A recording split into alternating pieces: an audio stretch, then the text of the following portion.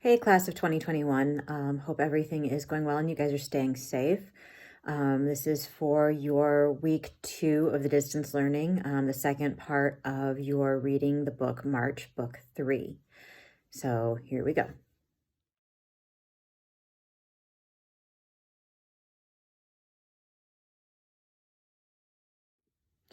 All right, so you've already read the first 85 pages of March, book 3.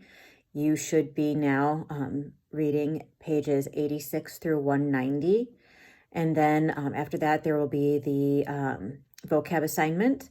There will be a read for understanding assignment and another discussion board. So I know it seems like a lot of pages, but you guys are reading a comic book. So it's not really that much reading. A lot of it is looking at pictures and understanding what the pictures are telling you. So I don't want to hear the grumbling. I hope you guys are all doing the work as expected. I know we talked about it in a previous video as to why you're doing this work. So make sure that you are keeping up. And now let's explain the assignment.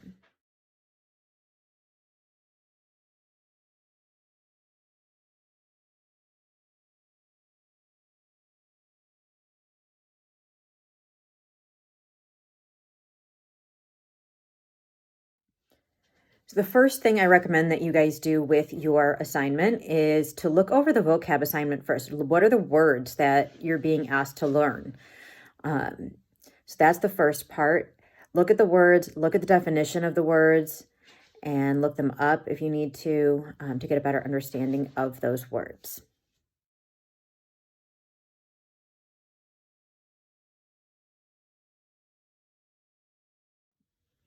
Part 2, you're going to actually do the reading. So you're going to read over pages 86 to 190 with those vocab words as new knowledge.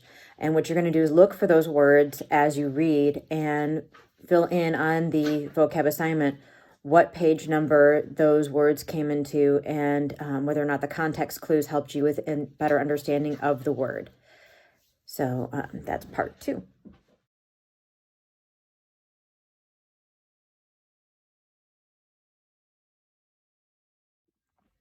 Next, you have your read for understanding questions.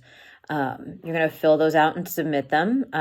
Make sure you're writing thoughtful answers and responses are more than like one sentence. That goes for every time I've given you an assignment like that. You want to have thoughtful answers where applicable. Make sure there is textual evidence and make sure it's not just like yes, no, one word stuff, because that's never okay. This is English class. You got to think, you got to write. Okay.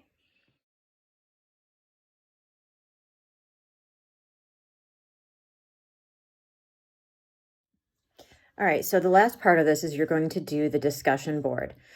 So once you get to college, many of your courses are going to require you to participate in discussion boards.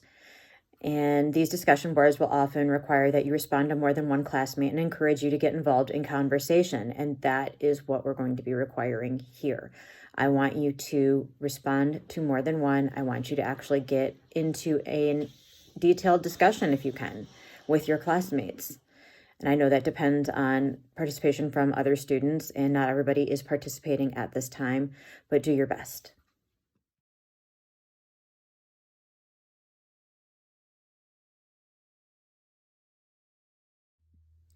All right, so the last lecture I gave you guys, I talked to you about different civil rights struggles that are still happening in America that we're dealing with.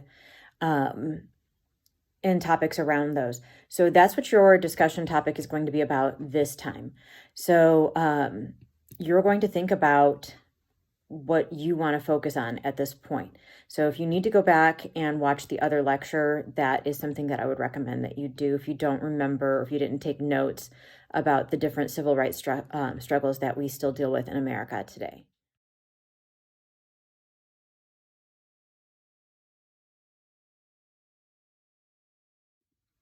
Okay, so your discussion should be about where you are leaning for your topic. If you are not sure, you can discuss that you're unsure about what topic you may be leaning towards. If maybe you're leaning towards more than one because you're not really sure, talk about which topic or topics. Why are you choosing that topic or topics? And then you're going to come up with a level 3 question regarding your topic. You are going to respond to two classmates' I don't even think that's a word, but two classmates, level 3 questions, and involve yourself in a discussion if you can.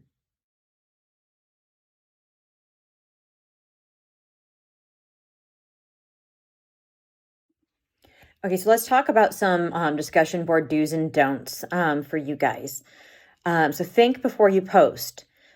Complete the reading and all of the preparation that you need to do before you write. You want to do your response early to give your classmates more time to reply, and then check back later to see what comments have been added. That's how you're going to have a conversation. Maybe somebody responds to your post and they disagree with you. That's okay. But respond and respond respectfully. Explain your opinion and use examples so that you're helping others to understand your points. Post something that furthers the discussion and shows depth of thought. Don't just do like #same. The best part of a discussion board is that you get lots of time to think before you post. So it's not like we're in class having a discussion and you're on the spot. You can actually read it, walk away from it, think about it, write a rough draft, and then come back and write your response. So use that time. Use your time thoughtfully to make a thoughtful response. Reply to several of your classmates' posts. I know I said 2 in your assignment. That's your bare minimum. Maybe push yourself a little bit beyond doing the bare minimum. The fact that you're even here watching this shows that you have some sort of desire to get something done. So, and like we talked about in the other video, what else are you doing with your time right now?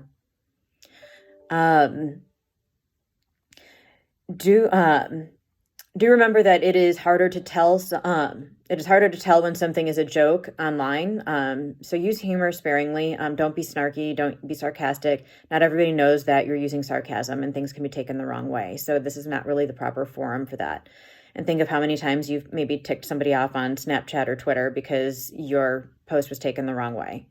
So be thoughtful in how you're using humor and sarcasm. Don't just agree with everything you read. Just because somebody says it doesn't mean it's true. If it goes against what you believe, or if you're not sure about it, maybe take the time to research it, look it up, look at the evidence, check Snopes, whatever. And if you just sit around and agree with your classmates and look for posts that you agree with, that's really boring too. So politely disagree when you have a difference of opinion. And a lot of times maybe having a difference of opinion or questioning somebody as to why they believe what they believe. Maybe you don't agree with them, so maybe ask them questions about why they believe that. So you're seeking to understand. Maybe as you're seeking to understand and you're asking them questions, those questions may sometimes put holes in their reasoning, and that can help them understand maybe they're not correct. So there's ways to go about agreeing and disagreeing online, or even in any sort of academic conversation. Don't get personal. Don't call somebody a name just because they disagree with you. I know in today's environment, that's kind of the go-to these days. People don't know how to argue or have discussions about things that they don't agree with. They don't like being challenged on their opinions. So it's not personal, and don't take it to a personal place. Don't criticize. Again, if you disagree with them, ask questions to seek to understand. Show evidence as to why maybe they should look at your opinion. And don't bring the outside in and the inside out. So don't use inside jokes, references to people who aren't in the conversation, or comments you wouldn't say face to face, aka this is not a place to bully. So those are your discussion board do's and don'ts.